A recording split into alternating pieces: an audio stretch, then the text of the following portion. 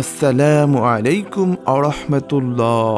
বেশি বেশি আস্তাগফিরুল্লাহ পড়লে যে 5টি উপকার হয়। প্রাণপ্রিয় ভাই ও বোনেরা, আশা করি আপনারা সবাই আল্লাহর অশেষ রহমতে ভালো আছেন। আজকে আপনাদেরকে একটা বিশেষ আমলের কথা বলবো ইনশাআল্লাহ। আপনি যদি সবসময় আস্তাগফিরুল্লাহ পড়েন তাহলে কি হয় বা হবে সেটা জানতে আমাদের আজকের ভিডিওটা পুরোপুরি দেখার অনুরোধ রইল। অত্যন্ত গুরুত্বপূর্ণ বা শ্রেষ্ঠ আমল এটি। রাসূল সাল্লাল্লাহু আলাইহি ওয়াসাল্লাম প্রতিদিন 100 বার আস্তাগফিরুল্লাহ পড়তেন। রাসূল সাল্লাল্লাহু আলাইহি ওয়াসাল্লাম বলেছেন, আমি দৈনিক 100 বার ইস্তেগফার করি, সুতরাং তোমরা বেশি বেশি ইস্তেগফার পড়ো। আল্লাহ রাব্বুল আলামিন পবিত্র কোরআনে বলেছেন, তোমরা আল্লাহর কাছে বেশি বেশি ইস্তেগফার পাঠ করো, নিশ্চয়ই আল্লাহ তাআলা ক্ষমাশীল। সুবহানাল্লাহ। আরেকটা আয়াতে আল্লাহ রাব্বুল আলামিন বলেন, যারা ইস্তেগফার পাঠ করবে আকাশ থেকে তাদের জন্য বৃষ্টির ধারা বর্ষণ করা হবে, তোমাদেরকে ধন সম্পদ সন্তান সন্ততি বাড়িয়ে দেবেন এবং তোমাদের জন্য একটি উদ্যান রচনা করবেন জান্নাতে। সুবহানাল্লাহ। এবং তোমাদের জন্য রয়েছে নদীনালা প্রবাহিত জান্নাত। সূরা নূহের 71 নম্বর আয়াতে আল্লাহ রাব্বুল আলামিন কতটা আবেগ মিশ্রিতভাবে যারা ইস্তেগফার করবে তাদের জন্য এই নিয়ামতগুলো বর্ণনা করে গেছেন। আল্লাহু আকবার। ইস্তেগফারের যে এত বেশি মর্যাদা থাকতে পারে, আল্লাহ রাব্বুল আলামিন ইস্তেগফারের ভেতরে যে এত কল্যাণ রেখেছেন তা কোরআন বিশ্লেষণ না করলে কখনোই বুঝতে পারবেন না। তো প্রিয় ভাই ও বোনেরা, আমরা এবার জানব বেশি বেশি আস্তাগফিরুল্লাহ পড়লে বা ইস্তেগফার করলে আমাদের কি কি উপকার হবে। ইস্তেগফার নবী রাসূলদের আমল। ইস্তেগফার আল্লাহ রাব্বুল আলামিনের কাছে সবচেয়ে প্রিয় আমল। যে সবসময় ইস্তেগফারের সাথে আঠার মতো লেগে থাকে সে জীবনে 5টা জিনিস পায়। আমাদের জীবনে কম বেশি সবারই বিপদ আসে। কত ধরনের বিপদের সম্মুখীন হতে হয় আমাদেরকে। যে কোনো সময় যে কোনো ধরনের দুর্ঘটনা হতে পারে, যে কোনো সময় বজ্রপাতে মৃত্যুবরণ করতে পারি। এমন সব ধরনের বিপদ থেকে রক্ষা করবে স্বয়ং আল্লাহ তাআলা নিজেই, যদি ইস্তেগফারের সাথে আঠার মতো লেগে থাকা যায়, অর্থাৎ সবসময় আস্তাগফিরুল্লাহ পাঠ করা হয়। 2 নম্বরে আছে, যে ব্যক্তি সবসময় ইস্তেগফার পাঠ করবে আল্লাহ তাআলা তাকে দুশ্চিন্তা থেকে মুক্তি দেবেন, মানে তার কোনো ধরনের কোনো টেনশন থাকবে না। সুবহানাল্লাহ।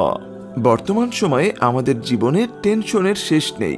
জীবন নিয়ে টেনশন, পরিবার নিয়ে টেনশন, এইসব টেনশন থেকে আমাদেরকে মুক্ত রাখবে মহান রব্বুল আলামিন। এছাড়াও 3 নম্বরে রয়েছে, আল্লাহ রব্বুল আলামিন এমন জায়গা থেকে আপনাকে রিজিকের ব্যবস্থা করে দেবেন যা আপনি কখনো কল্পনাও করতে পারেননি।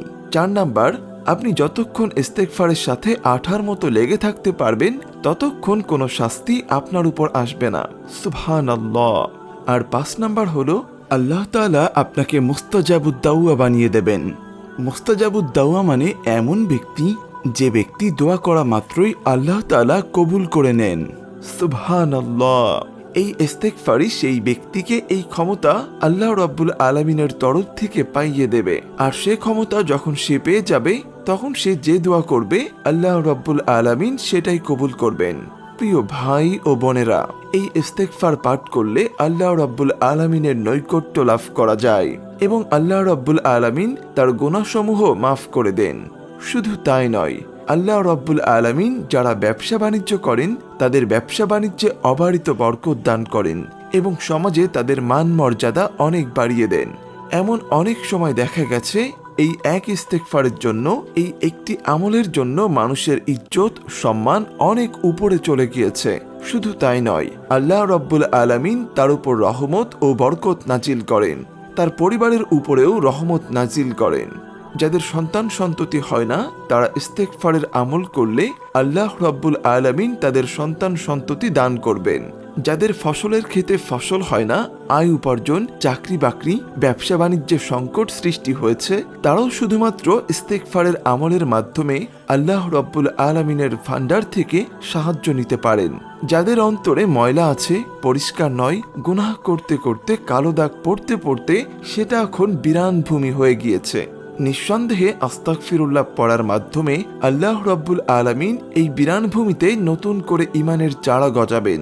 সেই ব্যক্তি হয়ে যাবেন মুস্তাজাবুদ দাওয়া। সুবহানাল্লাহ। আব্দুল্লাহ ইবনে আব্বাস রাদিয়াল্লাহু তাআলা আনহু হতে বর্ণিত, রাসূলুল্লাহ সাল্লাল্লাহু আলাইহি ওয়াসাল্লাম বলেন, কেউ সব সময় ইস্তেগফার আঁকড়ে ধরলে আল্লাহ তাআলা তার প্রতিটি সংকটের পথ খুলে দেন, তাকে সব দুশ্চিন্তা থেকে মুক্ত করেন এবং তাকে এমনভাবে জীবিকা দান করেন যে সে ধারণাও করতে পারে না। প্রতিনিয়ত আল্লাহ তাআলার কাছে ক্ষমা চাওয়া প্রতি মানুষের জন্যই খুবই প্রয়োজন। বিশেষ করে পাপাচার ও দুষ্কৃতি সয়লাভ হয়ে যাওয়া বর্তমান সময়টাই যেন আল্লাহ স্বীয় কৃপায় জীবদ্দশায় ও মৃত্যুর পর তার অবস্থার সংশোধন করে দেন।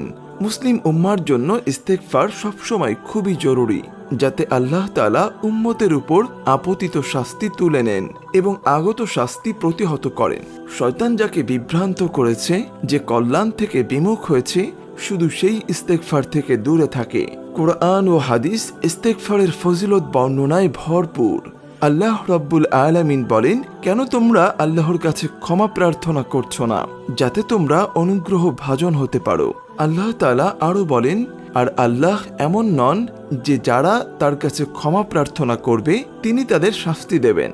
আবু মুসা রাদিয়াল্লাহু তাআলা আনহু বলেন, তোমাদের মধ্যে দুইটি নিরাপত্তা বলয় বা বেষ্টনী ছিল।